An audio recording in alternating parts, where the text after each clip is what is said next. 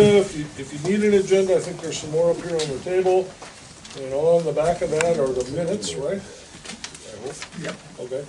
So, does anybody have any corrections or additions to the minutes?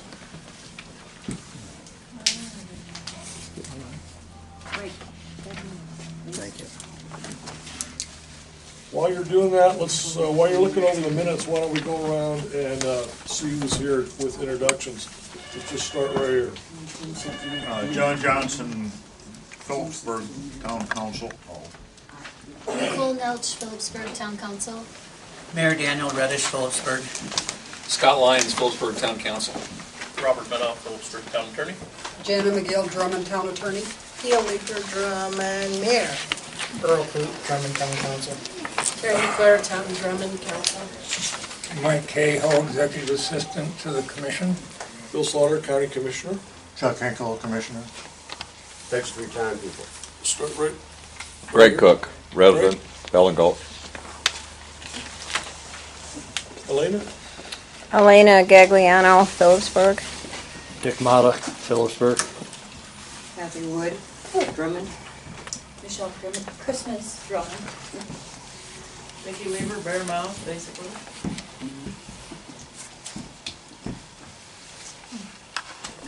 Deb Asbridge, Bearmouth.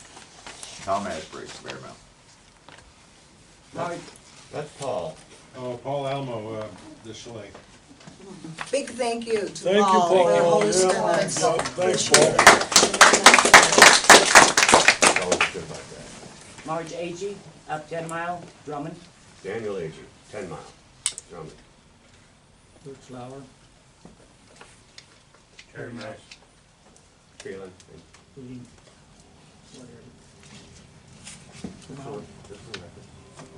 Okay, thank you all for coming. It's a good group. So, let's go back to the minutes. Any additions or corrections to the minutes? I'll make a motion to accept the minutes. Second. There's a motion and a second to accept the minutes. Any further discussion on the minutes? Hearing none, all in favor say aye. Aye. The minutes are approved. So usually we go through and talk about economic development. I think what we'll do is start with Gail, and she can tell us what's going on in Drummond area. You know, as far as economic development, there's not a lot right now. There's some talk about some buildings maybe coming down and some others being built. Obviously, we all know we need a store, and I think that's in the works of talking and whatnot. So we're good there. But really, you know, as far as economic development, no, not a lot.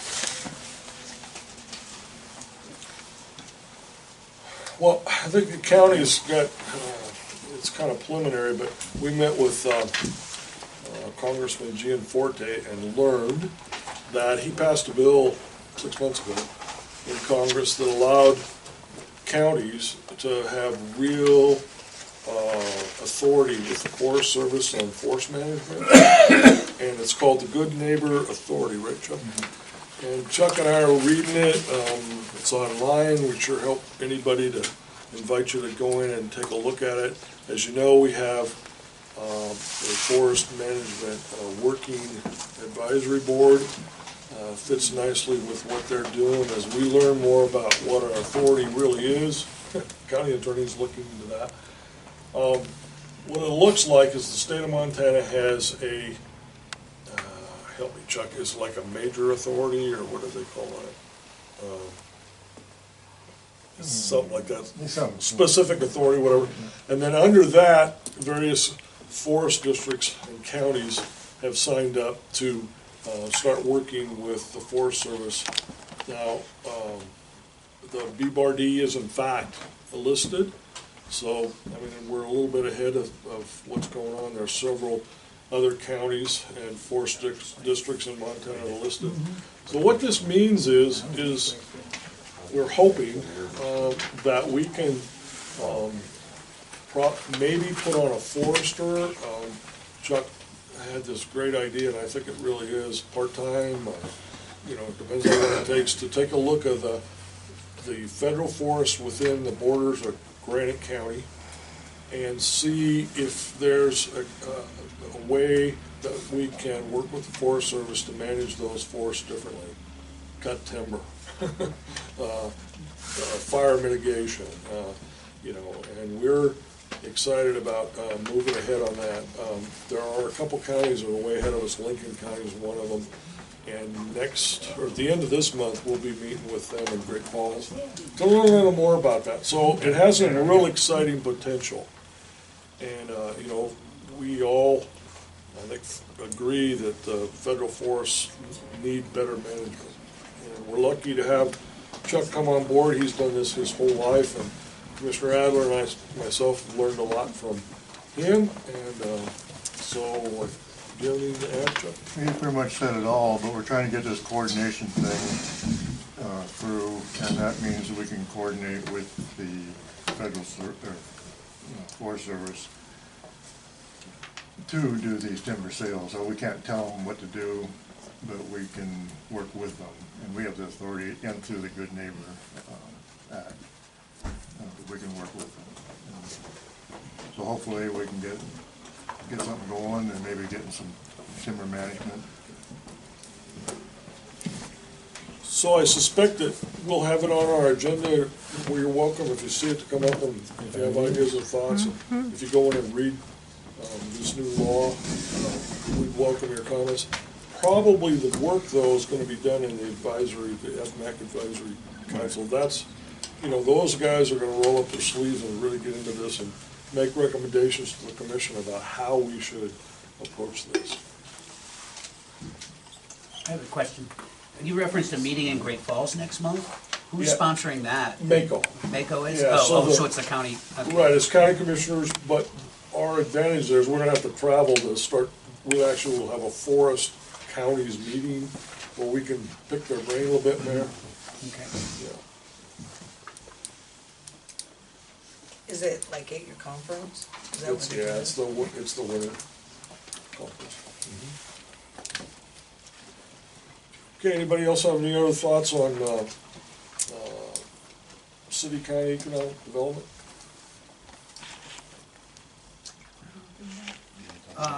Well, I don't know necessarily that it's economic development. There's a lot of town maintenance activity going on unrelated to the private sector, and I think here on the agenda on the Philipsburg update, I'd consider getting into that later.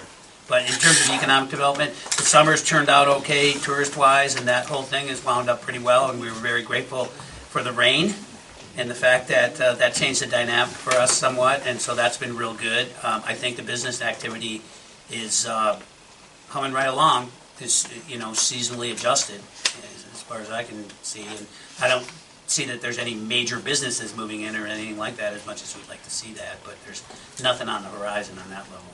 So people are doing well, they're adjusting and the circumstances good, so that's all I have on the economic side right now. Okay, so we'll go into the updates, Granite County update, Commissioner Hinkle. Okay, for about 2 weeks now, they started on the face of the dam at Georgetown, and outfit out of Bozeman called Battle Ridge is doing the work, and it's going along. They got to de-water along the face, and I was hoping that the water level would go down a little more because we're letting out for irrigation. But it doesn't look like it. We have a lot of rain, and now it's come back up, so it's going to hinder that a little bit because they got to pump. They got to build this plywood box, basically, or a dam, and then seal it off, and then keep pumping the water out for it. I was up there last Friday, and they just had the dam built. They didn't have it set in place yet on the east side, and they were hoping to pour it at the end of this week, and they won't get there. I don't think. There's too much water. But so far, it's going along. It's a hard job. I don't know if I want to do it. So that represents about $170,000 in construction costs and about 100,000 and change in engineering. That the Flint Creek project is where the hydroelectric income goes, and that was combined with the original maintenance money that Granite County got from Montana Power when they took over the dam. We're struggling with that fund, we'll be totally honest with you. We've met with FERC a couple times. The issue is when they first took that dam over, FERC wasn't quite so, didn't have so many regulations. And now we're doing $40,000, $60,000 studies, earthquake studies, seismic studies, who gets wet if the dam breaks studies, all that kind of things. And you know, we feel real strongly that if it's a dam safety issue, which Chuck just described, is repairing the gates like we did last year, things like that, no question, we're gonna do it. And but we think they got a little out of hand on the regulations, so we told them so, and we wrote a letter to congressmen and the senators, sent a copy to FERC, so we're sort of waiting for the hailstorm. But we're gonna start pushing back a little to the federal government and say, you know, if it's a safety issue, not a question. But, you know, all these studies, and it's really something because we don't have a lot of choice. We can't really go out to bid. It's, here's the study and this is who you're gonna have do it, basically. So, so you'll hear that. The meetings with FERC are always open, they're always on the agenda, you're welcome to come. But the maintenance fund is depleted, basically. Pretty much, and we're pretty committed not to use any other money, so we're basically out of money. So if there's a change in work order or something, we got a tough decision to make. So you guys didn't tax anything No. towards that? No, and we'd like to hear from the public, but what we wanted to do is first present them with some options, okay? Because we have a public meeting, and the first thing public, if I was there, I'd say, well, how are you gonna, what are our options, okay? So we are planning to meet with the hydroelectric folks. We're gonna review our agreement with them. The county attorney's been helpful at looking into what other options we have. We're pursuing a little pushback with FERC saying, really, this study needs to be done this year. Maybe we could push it back a few years, and then let that fund build up. But I think what Chuck said is really important. The commission, all three of us, are committed at this point, unless you can change our mind, not to spend public money, not to spend tax money on the dam. The public money that's spent is the money that's generated by power generation and left over from the maintenance fund. In other words, the dam ought to be self-sufficient is what we're trying to say. We shouldn't have to tax the public to run the dam. And we wouldn't had we, if FERC wouldn't be so over-regulated, we think. But we really want to kind of hear how you feel. We'll have a public meeting about this, but we're waiting until we can provide the public with some options. Right now we can't, but we're working so that we can, so option one, option two, things like that. We only make about $7,000 a month for the power, so it takes a while to build up. Do you have a FERC meeting pending that's scheduled? We just had one. Just had one? And an inspection, and there was a FERC person here and went all the way through the dam, inspected the dam, and she was helpful. She actually, I think, was sympathetic. So the FERC perspective that you're talking about is extremely recent. You just talked to them last week, or? No, this has been going on for years, every year. Oh, no, I realize that, but the Yeah. last time you talked to them. Yes. Which was very recently. Yes. Okay. End of August. Okay, that's all I wanted to know. Yeah. So is there a regularly scheduled regimen with those folks, or? Yeah, they inspect quarterly? us about once a year. Oh, I see. You know, there's a site visit about once a year. But, you know, that's people looking at the safety and things like that. What we do is we just get a letter and the engineers say, oh, guess what, we get to do this study. And by the way, it's gonna be 60 grand. And the frequency of those, even since I've been commissioner, is way more than it was ever before. I mean, it's like, come on. And so that's you know, one of the options that we'll provide is that, you know, we're gonna push back a little bit. We started doing that now. Another option might have to do with our agreement with the hydropower people. You know, maybe we can renegotiate it in some way. But we don't really wanna, you know, bring the public in and say, what do you think, until we have some viable options. We think that's our obligation. But that will happen. Anything else on the dam? Okay. So courthouse and jail improvements, basically, we put a new roof on the courthouse, or on the jail last year, and it needed to be oiled. We had kept with same historical roof that it had, a shingle roof. I think it looks really good, but it was leaking, so it was time to fix it. The courthouse is a little tougher deal. We contracted with a company and looked really hard to get somebody that would actually do a new roof on the courthouse. If you've ever been up there, it's a series of flats. It's a real tough, old construction, of course. And it was in bad shape. I think that contract was $110,000, okay? And they came up, did a really good job. The folks that make the material they put on it even came to inspect how they put it down, which was encouraging. And then we had a big rainstorm and it was still leaking. But it wasn't where they fixed it, it was the dome itself. And so we had another bid, gosh, what was that, 47,000? 28,000. And they said, you know, we can't guarantee it, but we think we can fix it. I was like, oh boy. So we spent a lot of time with those folks, and we went ahead, because it's like any roof, if you don't pay attention to it, then you really are gonna be in it. So we fixed the dome, we had that big rainstorm the next day, and guess what? It didn't leak so far. So it's gonna be a challenge for commissioners way beyond me. It's just an old building, and a beautiful old building that we wanna take good care of, so that's. Solid waste, go ahead. Yeah, we're updating our solid waste charges. Lots of people were behind, and some of them by a lot. And so we're billing them, so if you hear anybody get an extra bill for their garbage. I got 3. Anyway, so we're doing that, and then a lot of people weren't, some businesses weren't getting charged enough the whole time, so we're revising that, the units that they gotta pay for. So that had to be in. Did you guys get it done? So it's the same as last year then, I would assume. No, they're getting letters. We started with just businesses, Gail, not residences. What we've got from Richard, the garbage guy.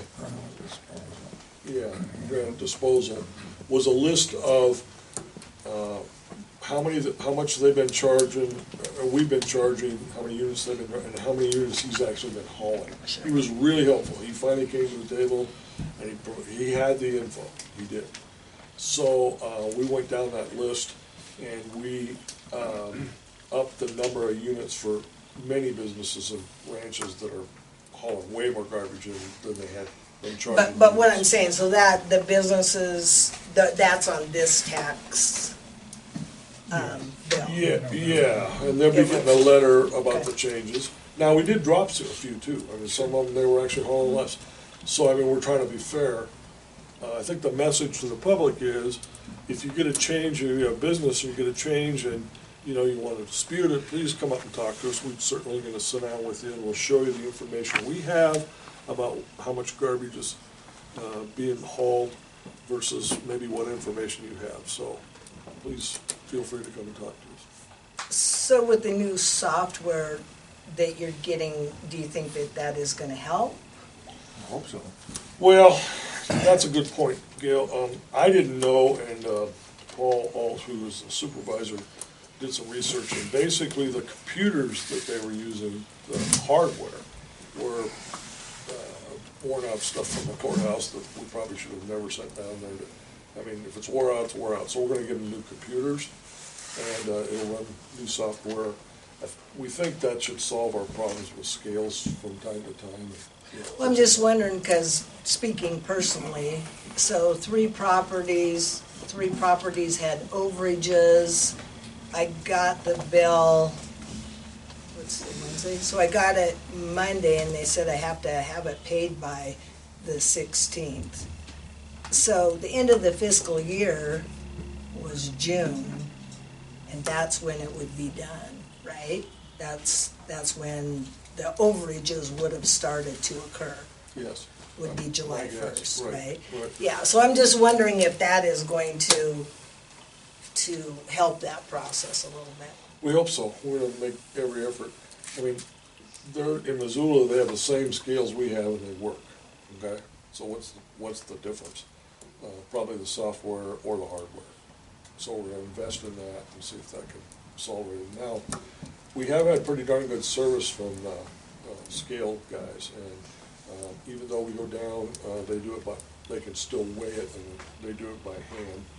And then they're on the phone, and it gets up right away. But we just don't need these, get a line of people and ready to, you know. So when are you gonna have the new computers in? It's ordered, so They're we'll be, ordered. yeah.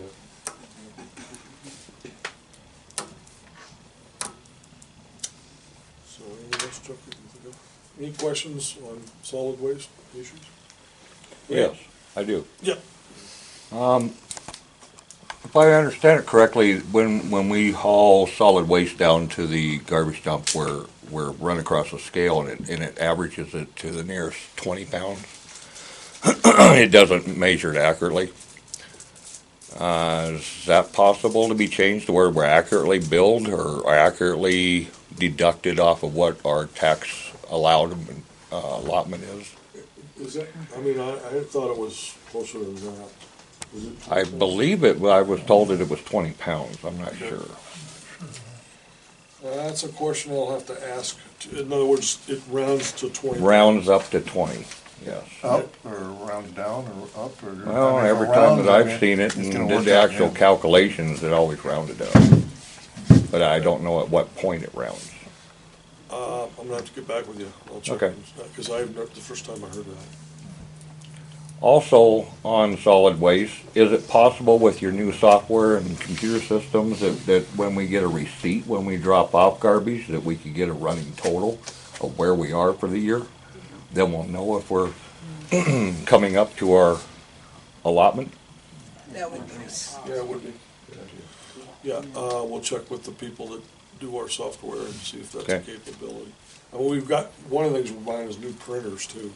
So I'm not sure why we would, is whether or not it adds it right there. We'll find out. I didn't know if the software was capable of doing that at this time. But since you mentioned that you were putting new computers and software in. I would think it would be. Good questions. Anything else?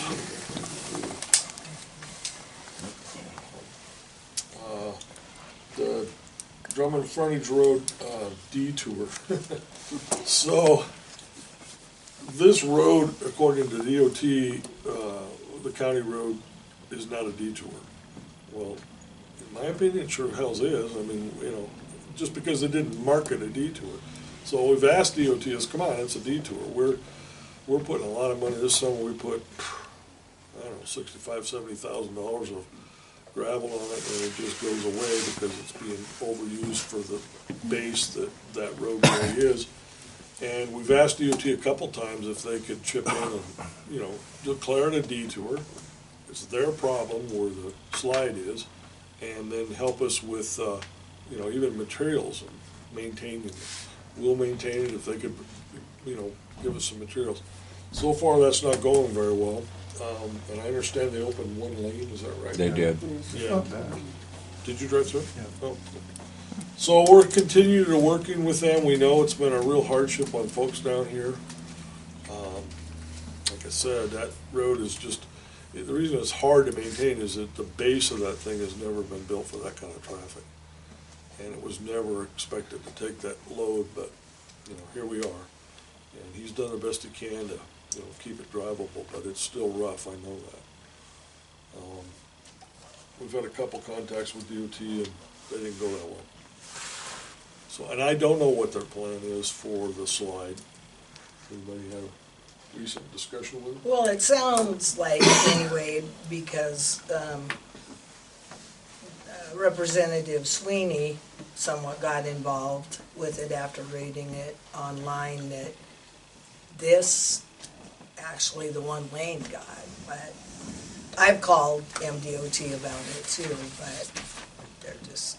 Their response to me when I called them on several occasions has been that they were clearing it to the one lane and that their long-term plans for it were all options are on the table. That they could try and repair it and do something to the mountain to try and fix it and put up some kind of retaining wall or something, or all the way to closing it altogether. In their words, Everything they was said on the table. abandon. What's that? In their words, they said abandon. Yeah. We have it in the So, county. Gail, did they say that they were gonna try to keep the one lane open all winter, or? I don't know, I read that online, with it, but my, any response from MDOT that I got was that, there wasn't, it didn't affect that many people, which, we know how many it does. I'm not saying that was a correct statement, but, yeah. Can I say something? Absolutely. Sure. Okay, I have talked to many people around here, okay? And at times where this was closed, okay?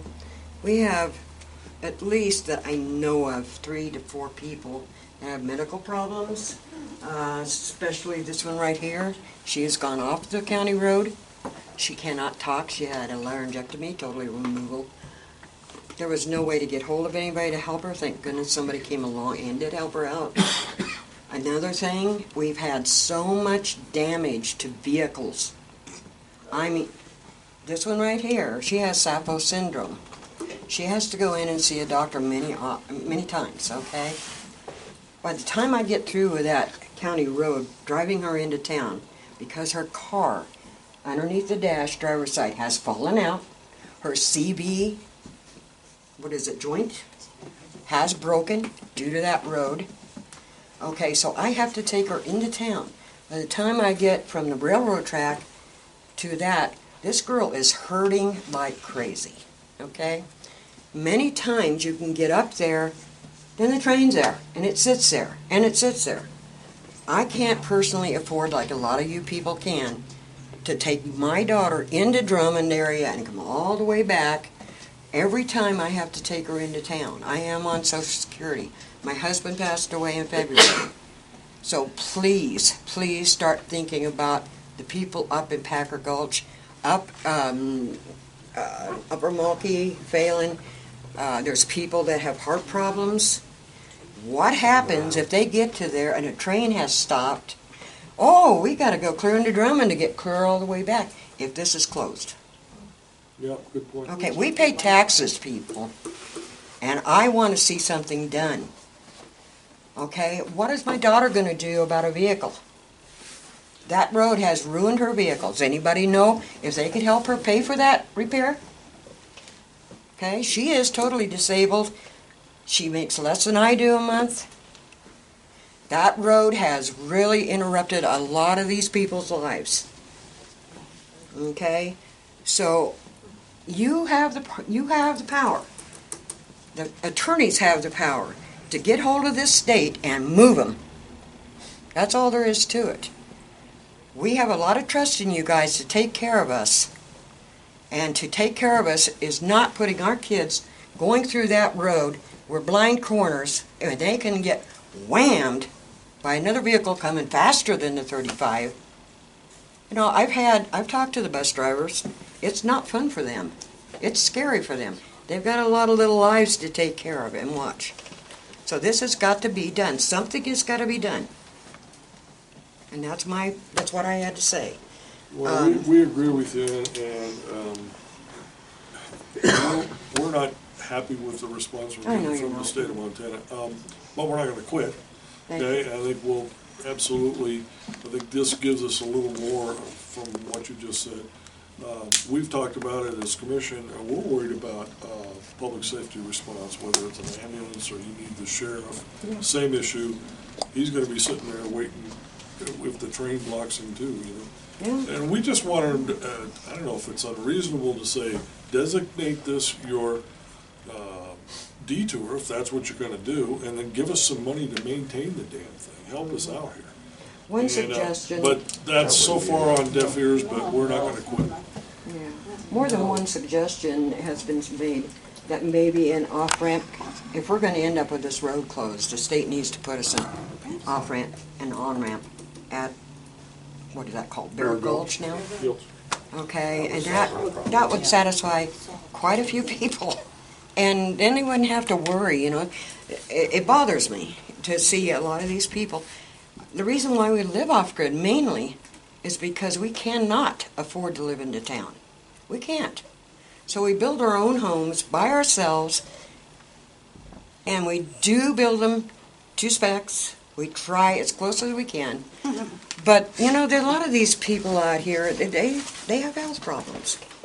And a lot of them are getting, you know, to the point that, you know, they're elderly, and it's something just has to be done. If we see this road closed again, I'm afraid what's going to happen, because there was talk of blowing it, doing it themselves. Some guy was on Facebook saying, hey, I'll come and help you. You know, let's get it done. I'll just come. I don't care what they do with me. I'll take it out. So, you know, there's a lot of people getting desperate for that. You're right, and all I can say is we're not gonna give up. We're gonna keep pushing them. And, Thank you very and much. we may call on you to have you have a word with them, okay? Tim knows how to get hold of me. Yeah. I've been talking Well, to Tim Tim's quite been good often. about getting the information out, and I think it's just one of those issues that, So does Blaine. you just gotta He keep knows how to pushing. get a hold of me, don't you? Yeah. As far as the legal issues, I I don't know. think we're gonna win a legal battle there, but we can talk about that more. Thank, sir? Yeah, the only thing I could say for something in your, to use as ammunition, that's the way to the Garnet Ghost Town. They're pretty proud of that, and they should be. There's not many ghost towns that I've ever been to that are like the Garnet. But most people coming this way won't know how to get there if this road's closed. Yeah, you're right. You know, and I mean, that's on the federal level, correct? The Garnet is? BLM. Yeah, well, I'm just saying, that's something that, you know, when whoever you approach to get this road fixed, that's an avenue that I think you should go down, Requires adequate access. okay? Absolutely, we've been working with DOT, but we could talk, I don't think we can talk to BLM, everybody. No, that's a good idea. Well, the more agencies you get involved, the more chance you got of getting something done. Just for the cities, I'm letting the public comment, if it's all right with you guys, because we're on that subject, and I know what was going, are you guys okay with that? All right, so, any further comments on the Frontage Road problem? Other than being tactful, I'm sorry. Yeah. I just wanna let you guys know that it is heartwarming to know that you guys care. Yes. And I guess what I sense from everybody here is they just want you to go to the state or the federal and fight hard for them. Yeah. I mean, you know, you talked about frustration with the dam and all that. We're all frustrated with the upper level government. And I think we just want you guys to go there and fight and you know, and represent us the best you can. And I feel that you have it. And we will. And they've heard from us, but they'll continue to hear from us. What about asking Sweeney to come to a commissioner meeting and see what he can do, go forward? And I think Senator, And whoever, I mean, yeah, I just know that. Well, we talked about that at the last meeting, about who could we marshal, but I think the public's gonna be powerful too. We can get them there in front of us, okay? So far, they're just taking phone calls, nobody's gonna see us, but we will set that up and invite the public, right? Maybe some folks from the legislature, and go from there. If I may too, Mark was gonna be here, but he had another meeting on Anaconda, Oh, but okay. he's also on the State Transportation Committee, so Yeah. he may be able to facilitate getting you and some of these folks in front of that committee, so. That'd be good. Yeah, we'll get you to Helena if that in fact is the case. I'll go with you. Well, I think it's time we're there, right? I mean, we've been nice, but that's over. Represent, by all means. Okay. Thank you. Good thoughts, people. Anybody else have a comment? All right, we're not gonna forget and we're not gonna quit, all right? You got my word. And Commissioner Hinkles. So unless you guys have anything else on our update, Chuck? Nope. Okay. The town of Drummond. Gail. So, I just want to say with the sheriff's reports, he's given a written report to both, and that has been really good. I mean, it's not just for the town. I think it's 5 miles out or whatever, and it gives, a better idea, I think, what tax money's going for and all of that. So kudos to him. So cleanup efforts in Drummond, and the council can speak to them for themselves with it, but I feel like should we get some things cleaned up, we're not there to tell people what to do with their property, but when you live in a municipality, there are certain standards that you have to go by. And so we are to the point now, we turned over a list of possible violations to the sheriff's office, and then he will chat with Blaine. I think they've chatted, and then some letters will go out. It's not unreasonable. We're not going to stick to X amount of days and stuff. I have told the sheriff if we can get a big significant amount of this stuff done by spring, I am going to be elated with it. So with that, then I think your economic development is probably going to help some matters by that. But it takes a lot of time. People don't realize when you follow the law like that. I mean, we've been working on this for what, 6 months? And it's just silly. It's just, people get all wound up about stuff. It's just like, clean up your property, call it good, put a fence up if you don't want anybody to see it. And I think that's where you'll see the economic Can you be a little specific? Would it be like vehicles, like abatement, like those kind of things? or Yeah, what? it's nuisance, junk vehicles, am I forgetting anything? Weeds, yeah, I mean, overgrown, and that comes into fire hazardous too, so, yeah, you try, and it's just, people have fought it, big time, and so, anyway, that's what I'm spending a lot of time on, but I do feel like, this next thing coming up will be, well, I'll let you listen to Kyle Carter, who was with the Montana Limestone Resource, and people, it's not gonna employ that many people, but I really feel like those guys are going to be really good neighbors. Like Cenex is really a good neighbor to us and helps, within the town. So I'd like to introduce Kyle Carter with Montana Limestone Resource. Well, as Gail said, I'm Kyle Carter, the manager of the Limestone Project. I see in your notes from the last meeting, Gail pretty much said that DEQ was taking comments on the project, and that is the DEQ deemed our application for the mine to be complete and compliant. So at that point, public gets a chance to comment on it, and that comment period ended in early June. So from there wasn't too many comments. We did have one comment. It was pretty positive. It was more along the lines of just wanting more information on the project. So at that point, then DEQ goes into an environmental assessment stage. So we're currently in that stage right now. Basically, they look at everything under the sun with the exception of air quality issues. And then that environmental assessment draft is almost complete at this point. So DEQ is probably a couple of weeks from accepting the draft of DEA. From there, you guys, I guess actually the whole state of Montana will have a chance to comment again on the actual assessment document. So we're moving along. As DL said, it takes a while to get development going, but it's kind of a long, drawn-out process with projects like this. Once we do get the operating permit, then we'll have another stage of air quality permits we'll have to go through, and that probably will take about the same amount of time, probably a year to a year and a half. A lot of the groundwork's already been done for that portion of it.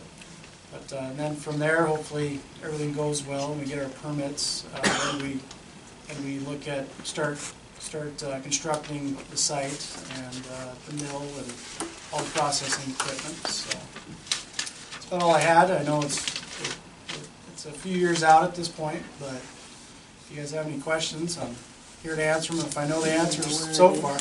Where is it? Where is it? Where is it? It's basically the old Moody Ranch. So if you're heading up Highway 1 from Drummond to Philipsburg, it's basically the ranch right after you cross the Clark Fork River. Okay. Yep. That's all right. I just didn't know where it's at. Yep. Okay. So it's right in Drummond, right up the corner. Right outside of Drummond, yep, pretty much. I mean, it looks right Big down mountains onto up there on Drummond. the right side there? Yep, a couple miles, yeah. And what are they gonna be doing? Crushing it, pulling it? It's gonna be a limestone mining operation, so the Tearing main down the use mountain? of what we're trying to mine is the Superfund sites in Butte. So we use a lot of lime products to treat water. So, and obviously, I'm sure you guys are aware of the Berkeley pit. Yeah. So that takes a tremendous amount of lime to treat that water. So that is the main use of So what. you dig down in the ground or do you go into the mountain? That's a beautiful. It'll be an open pit mine. Yep. Okay. Is this a subsidiary of Montana Rail Link that's putting that project? Well, technically we're not subsidiaries. We're separate companies, but yes, the Washington corporations are our parent company. So I guess it'll be Rail Link, Montana Resources over in Butte, and then a few other companies. But yes, it is related to the railroad and copper mine in Butte. How many people do you plan on employing once you're in full production? Well, at this point, similar operations of that size employ roughly 25 to 40 people. So once we get to that phase, then we'll know exactly how many, but it'll be roughly in that neighborhood, 25 to 40 people. Are you gonna put it on the train to get it over there, or truck it?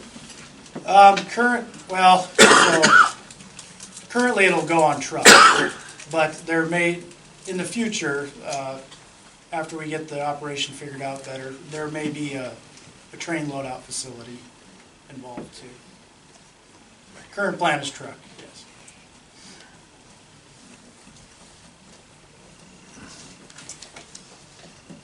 Any questions?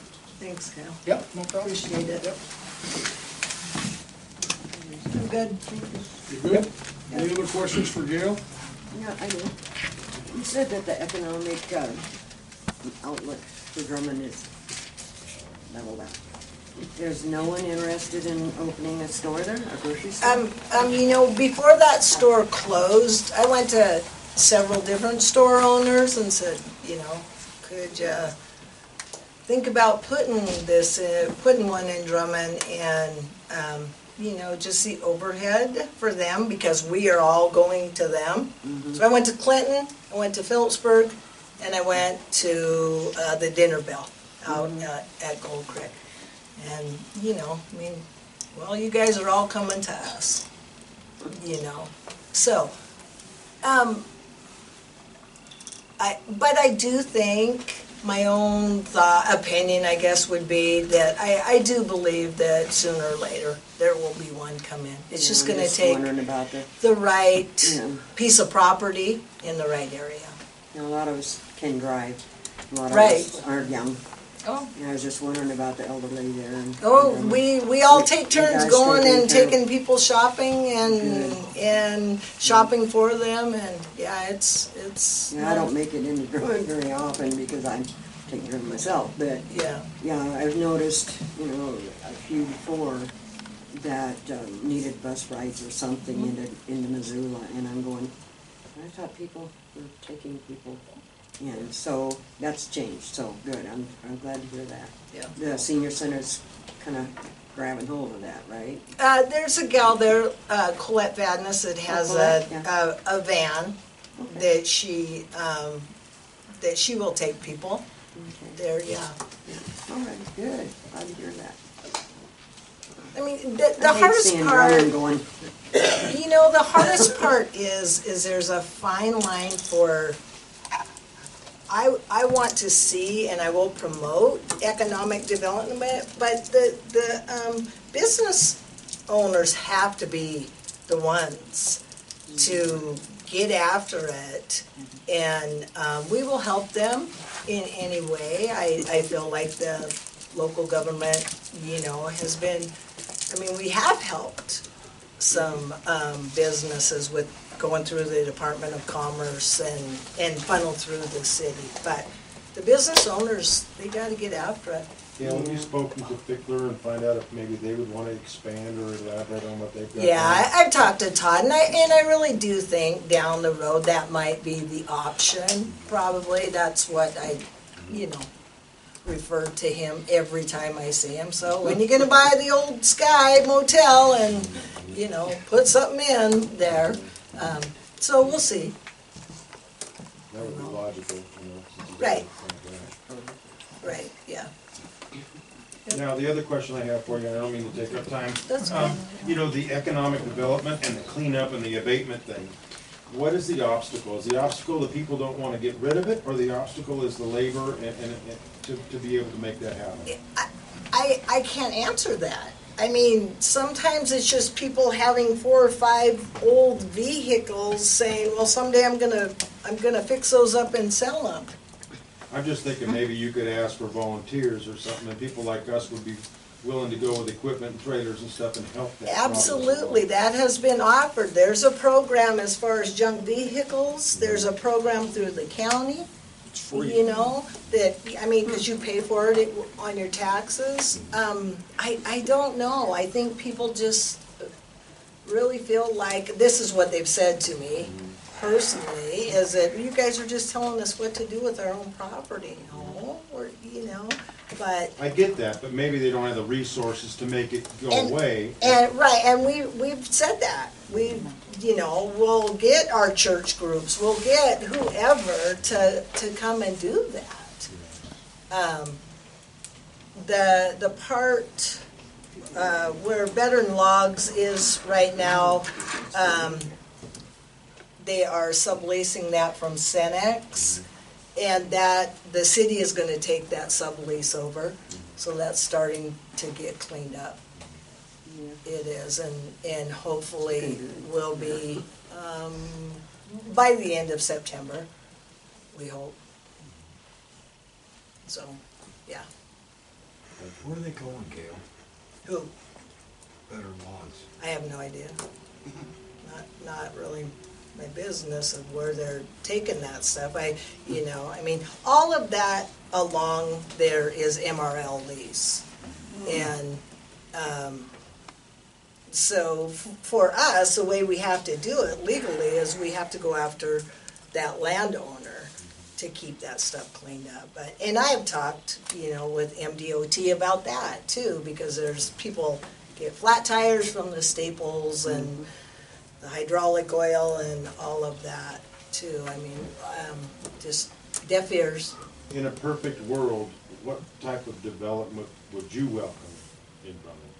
We are the industrial side of the county, you know, so, I mean, what's really hard with Drummond is everything by the railroad tracks, you know, like when you lease something from MRL, And if you, that's why we would be subleasing it from Cenex, because there were fuel tanks on that at one time. And so if Cenex wanted to get rid of that lease, they would have to do a cleanup study on that. So, you know, if you build a building on that lease, when you would leave, you would have to tear it back down. You would have to tear that building down. That's why you don't see a big development going. I mean, I think the rails stuff would be awesome from Drummond to Philipsburg, you know, but that's why you don't see it, because they own front overcross from the railroad tracks clear to the storefronts, all the way down, from one end of the town to the other. So Gail, if sheriff cites someone or I charge someone, it's gonna be the leaseholder. That's what I'm telling the sheriff, because they're the ones that are gonna be, I mean, I wouldn't go out, I'm not gonna go after the owner on that. Well, and that's good in a sense, Blaine, you know. I mean, I hope, honestly, I think it is so sad that we have to charge somebody, you know. Hopefully it doesn't come to that. I mean, they'll get a letter from me prior to that. But, you know, is that what state law says? Well, yeah, I mean, if there's criminal activity on someone's land, it's gonna be in the landowner, Okay. not on, you know, if they drugs on the property or whatever, it's the Sure. leaseholder. It's Okay. criminal liable. That's good to know. So, yeah, I mean, Sorry. wish I could, you know, I just wait, and maybe it's just, you know, if we try to do it this way, so the city kind of backed off and said, look, it's not a personal thing, we just want things presentable for, I mean, because the garbage that blows around is ridiculous. It's very sad. But It's sad driving through the town. it is, it's very sad. And yet, you know, I'm very proud of the fact that we have stayed in the black all the way through the recession, everything else. We haven't raised taxes, we raised some sewer fees this year, first time in 8-9 years. You know, and we're gonna have to do some of that, obviously. But how do you teach people to have pride in their property? Lead by example, I guess. Do, and that is something that we're looking at, in the pieces of property in town, that the town doesn't own a lot. But what we do, we have to lead by example, absolutely. Yeah, I would encourage the volunteer stuff, because there'd be a lot of people like ourselves that we do and try to help that. Appreciate that. Any other questions? All right, I'm good. Thanks, Mayor. Mayor Reddish, Town of Philipsburg. All right, thank you. It's been a pretty active summer for us on the infrastructure front. We got into a regimen where we've replaced hundreds of feet of water main that had been problems for a decade. We are now lining out to do 1,000 feet of new water main, a project that really needs to be done. We've installed 3 new fire hydrants in the last 8 weeks. The water main project, it involves a situation wherein in order to shut off one block of town, the lack of valves obligates us to shut off a quarter of the town, as example. So we're on a regimen now where we are installing valves, and the more valves, the better. So we're doing that right now. The town crew has been really pushing forward on that, and I think that we're moving in the right direction on that, on the water side. It's an ongoing thing, and we keep hacking away at it, and I think this summer, we've done more this summer than we've done in the previous decade. So, in terms of sheer footage of water main. So that's moving along. On the wastewater side, we're working on our lagoons. We've got a maintenance project, a pretty sizable one that's scheduled to go off by the end of the month here down at the lagoons. And in that project, we will be ultimately using some limestone product There you go, right there. So that's underway. We've got one more permit to get handled on that, and that's lined out really good. Fred Burr water line, update on that. The on-site inspection was done by Pioneer. Those are engineers of record on the project. They developed the topographic map has been also completed. The permitting is in right now, sitting at the DEQ for the design phase, which I expect to see by the end of next week. So that's moving forward. I think things are looking better on that front than they did several months ago before the engineers got on site. Once they got on site, they were able to line some stuff out for us and brought the potential for getting this handled here in the near term closer. So I'll be waiting to hear from the DEQ on that next week. We've gotten some paving done in town, asphalt projects. That was nice. There's no such thing as enough asphalt at this stage, but we're doing what we can on that. We've done some curb work. In the process of addressing our wastewater, there was places in town wherein the storm sewer was attached to the sanitary sewer, where it was infiltrating into our sanitary sewer. So we did a small project in Parkerville, approximately 3 acres worth of culverts and old traditional canals, built ditches that would go out into the irrigation canal. And so we've relieved ourselves of 3 acres worth of stormwater that was going into our sanitary sewer. We're cutting off all those. There's a couple of more smaller items with respect to infiltration that we're dealing with. So that's moving along pretty well. We've developed a pretty good relationship with Anaconda over the past several years in terms of equipment. We just were able to work a deal with them for a new used sewer jetter. And they were real helpful, and we got that for a nominal price. We just picked that up yesterday. That's a big thing. That's one of our main implements that we use on the wastewater side. We worked a lease deal for a backhoe with CAT, so that's underway. We are in the middle of negotiating with the new library district to lease our current town hall to the library, and so that's underway. Negotiations are underway. We had a meeting today. That's moving along pretty well. That's also been taking up our time. I'm trying to think of what else. I think that's probably primarily it. Has been infrastructure. That's been our focus. The activity in town, as I indicated earlier, has been pretty good. Business activity's been good. All the normal annual things that happen in the summer have gone off pretty well. I think that right now what we're doing is we're just getting ready for winter, essentially. I'd like to take this opportunity, and someone can help me here memory-wise. Dan Clark is going to come to the courthouse, our county courthouse, on October 19th. Is that correct? October 16th. 16th? Thank you. At 3 p.m. Thank you. Everyone's invited. It's going to be on boards, so he's expert on open meeting law and board procedures for local government. Right, he works at the local government think tank there at MSU, and he's great at his job, and so I would encourage anybody to attend that, because that's a good thing.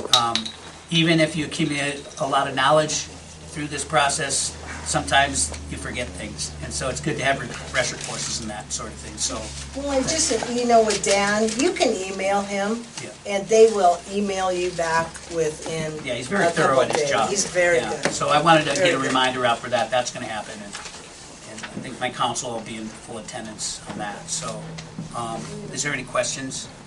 That's about all I have. I'm just so focused on infrastructure now that the other stuff is sort of superfluous to me. So.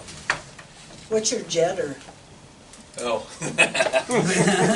Just wondering, It's a compressor with a pump it's like a roto-rooter on steroids. How big is it? Huge is what I'm PSI. saying. It's I think that it's probably like 1.5 inch main hose, and it's got different heads on it. Sure, yeah. And it'll just build super pressure up and blow those lines out. Well, right, Yeah. we contract with Nash to Mhm. do it, but, you know, if you guys got people that know how to do it, we would just soon keep it in the county. I would have conversations with you all day long about sewers. Just get a hold of me, I'll be more. Dan, you guys got us beat. Yeah, I'll have that conversation with you for sure. I see what we can have a meeting of the minds on that. Sure. And as I often say, everybody talks about special interests. Well, what we're talking about is the most common of common interests. Everybody does it, everybody participates in it. So we need to make sure.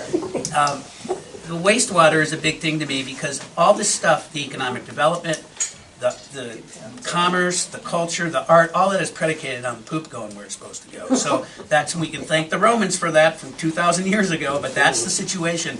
All of that is only allowable because of the civilizing effect to make sure the wastewater goes where it's supposed to go and the water's clean.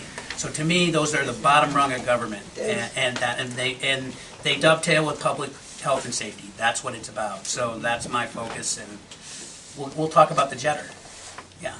Can't hurt, huh? Yeah. Okay. I'm good.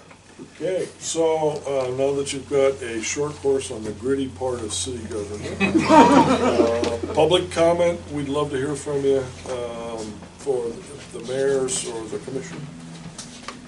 Commissioner Adler, the late Commissioner Adler. I'd like to add a question. How can we keep up with you guys on our phones? What's that? I said, how can we keep up with you guys on our phones to know what's going on? 'Cause, you know, we Go on a don't. website, do you Do you have that too? Do you What's have that? that website? Yeah, their Granite County website, I can get that. Okay, all right. You can send it to me. Because they post all their, you guys are doing your minutes like the week Yep. after, right? Yep. So you can get the minutes and the agendas. I try to run, Mike gives me the agendas, I run those every Thursday or Friday. Okay. And then they post their minutes the week after. Right, you know, quite a while ago, I used to get them all the time, and then all of a sudden I don't have them, so I was kinda wondering. Do you have email? I have an email, but I don't ever give it out. Okay, well, Yeah. anybody else that's interested, I think Mike sends out, 80 agendas or somewhere around 80 agendas by email, so certainly all you have to do is give him a email address and he'd be happy. It just goes out automatically. As long as, you know, one person, I don't mind. It's automatic because we tell Mike to do it. Do you still mail them? Snail mail? Used to do that. You mail them? Yeah. Yep. I think that's why I was getting it. Really good at the very beginning. Yep. Sir. Old news update, anything new from the county commissioners on the crossover near Phelan Gulch on Bear Gulch? Putting in a larger culvert, fixing the crossover? Yeah, it's not new. We were up there, all three commissioners, and that's what, with the county road supervisor. And yeah, he's got a plan, I think, but it's gonna be a tough deal. It's not the best of fixes, but I think it's gonna. I know you guys had discussed before when we had our meeting a couple years ago that we were thinking about putting in a larger culvert to handle the water flow. Right. Maybe a dig out on the upper side. We got shut down on that due to the fact that where that comes down, we'd have to move it over until we can get that mining right there or get permission from whoever owns that there to move it back over where it was. Do we know who the owner is, Don? Yeah. Yeah, we all know. I think we all know. I think we all know. I think everyone of the senior I get it. I just don't want to bash him or nothing, but I'm just saying that we had a plan of moving it, and then until we can get permission, but he's holding it up so I thought you were we just can- gonna dig the old one out or put a second one in or just put a larger one in the Well, same the worst thing location. is where it hits there, you know, it kind of then it's got I know. to turn, so if we could get it back over where it was before. Right, where he had it'd be to the hit before. biggest, you know, instead of the, but like I said, I'm not gonna bash him, but we're kind of on a hold till we can get we're gonna have to do something. I know I've mentioned it to the road people that were up there, but when they put in that crossover, they rounded the corner off from the northern one-way coming from Garnett Ghost Town. They covered up the culvert end by about 10 feet that comes out of Phelan's. And so now Phelan backs up and runs across the road. Where's that culvert? I can show you. It's right up there, just past the crossover. You can see up there where the water from the last Go up rain. Feeling past that BLM piece, you mean?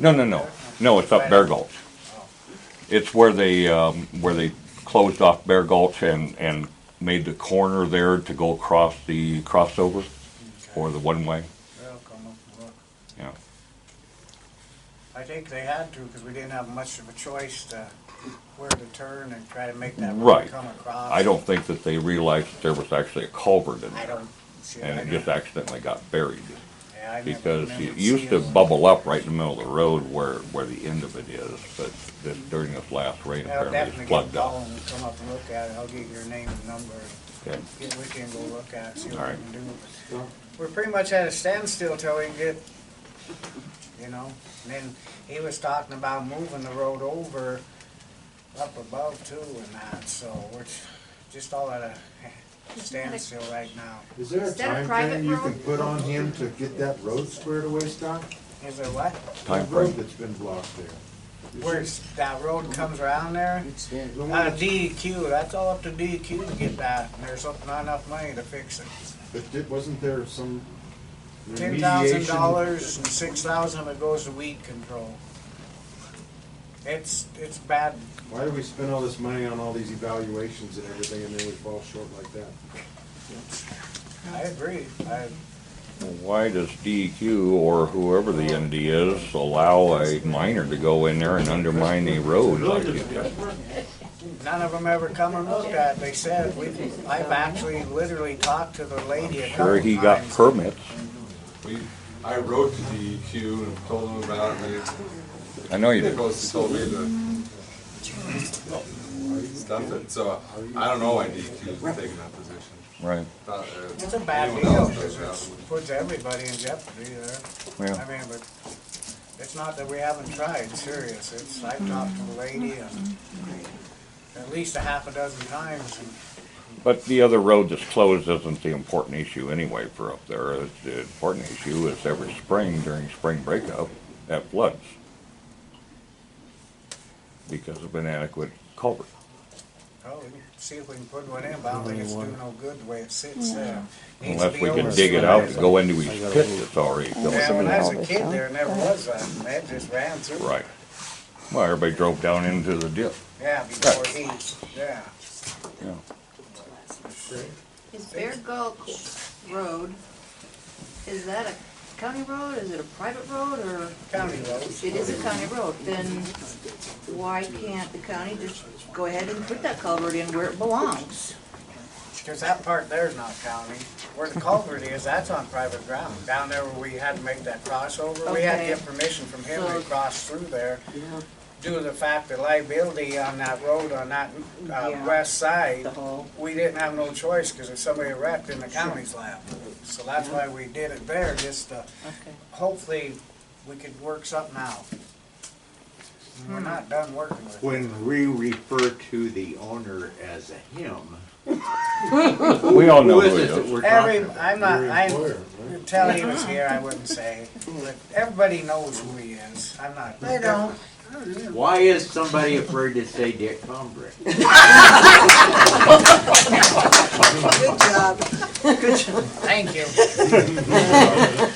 While we're on that subject, what would be the possibility of getting where that, the southbound road comes to the crossover, a wrong way sign there?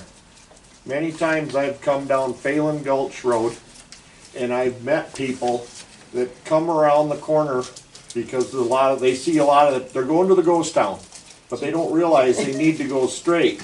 They come around the corner and then they end up going down the wrong way on a one-way. Or they come up Phelan. 'cause it I'll looks- tell Paul. Not fun bringing water, hauling water home. But a one-way or a wrong-way sign like we have on the other end would be very helpful there, No Scott. problem, we'll get one. Remind me, cause my ADD. Or possibly a Okay, sign, I will. or possibly a sign that points the direction that Garnet goes down. Wrong way sign. We'll run the thing of signs too. I've told Scott, and I think I may have told you too, there's a 35-mile-an-hour sign up Edwards Gulch that, I don't know, sometime last year got taken out. It's still laying on the road next to the side of the road. We probably did it with a snowplow, but we'll get it back. Honestly, it didn't. Did you hit that one? I don't think it got hit by a plow, 'cause I don't think the plow got that far out there. I'm not sure what happened to it. But my concern is with hunting season, you know, when November hits, that place becomes a thoroughfare through there, so. Well, if you got signs, you know, regulatory signs, stop signs, anything like that down, just give us a call, we'll get Paul up to get them back in. That happens. Yeah. Ma'am. Can you, one of you or anybody tell me that if Packer Gulch area off of Bear Gulch is now called a subdivision? Somebody had mentioned that a while back and I haven't heard that. No. Nothing's come to us as of late on it. You're talking about a proposed subdivision? No, they're calling it a subdivision up there. There has been nothing, I'm on the planning board and there has been nothing. Okay, thank you, clarity, needed that, okay. Any other comments, public comments?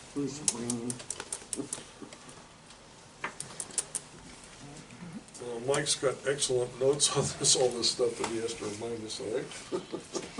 Thank you. We'll get them signs and stuff, and Yeah. I'll get your name and that. Yeah. Oh, I do have another question. Yes, ma'am. That way. Our package box for the mail boxes, is it ever gonna be returned? I heard that he wasn't gonna replace it because he didn't have the main plate. It is still there. The main plate is still in cement. Okay, you know our mailbox area? Yeah. Okay, somebody pushed that thing or broke it or whatever, and it was leaning and laying and everything. Finally, somebody came and got it, and from what I heard is that he has a lot of country to cover to fix these mailboxes. This is the package mailbox, okay? It stands between our mailboxes. That'd be up to you guys to fix. Is it really? Yeah. Okay, then why is it? Why did they take it then? Yeah, then why did they take it away? Contacted the postal service. Postal service, I believe. Yeah, the postal service. We don't have nothing to do with that. There's one guy responsible for the postal service for a vast area. That's right, yeah, thanks, Bob. Yeah, we don't, that'd be up to you. You'll have to get hold of them. We don't have no. Okay. Yeah, Joe Moran did those at the very, very beginning on his own, you know. He was in because contact with them and it was being handled. Yeah, he's in contact Did they with him, but I find just out who wonder did what it? happened to it. Did they find out who did it or not? No, I Or don't is know, it- we don't okay. get any word up All right. there. I think I'll- they thought I'll somebody. prosecute them if they find out who did it. We have to put Wayne, things on the I come mailbox. I come by there one morning and it was laying right out in the middle of the Did you road. miss me? Yeah. Okay, I don't know how it sorry. happened at all. About the truth? By the way, anybody, before this ends, if anybody sees two mules up in the See what? Bear Mules. Gulch, two mules. A lady, Here's one. I'm serious, if you see, yeah, I didn't say that, it's a mule. Sister Sarah. If anybody sees those mules anywhere around in the Bear Gulch and all that surrounding Whose are area, they are Nancy Styrone's daughter out of Arizona and Louisiana. Boy, they traveled a long way. Yeah, well, they brought them out. The bear scared them Went all out. the way up and over. I didn't. It's on the mailboxes anyway, so. They'll probably have cow elk tags on them here in a few minutes.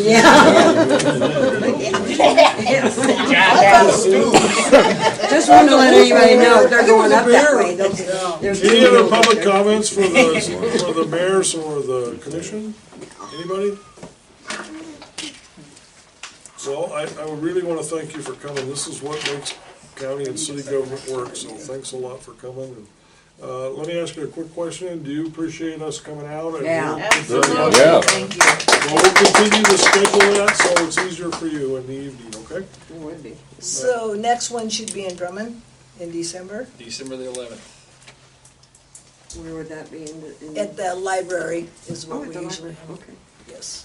And you guys are more than welcome to ever have them anytime you want. Perfect. Thanks again for We, hosting this. we do a rotation, so we'll go Yeah. Drummond, then Philipsburg, I think, and then Georgetown, and then we'll come back here, if that works out good. Okay, thanks everybody for coming, we appreciate it. Thank you. Hell no. Thanks, Pete. Sorry I was late. December 11th. Yeah, this is Shame on you.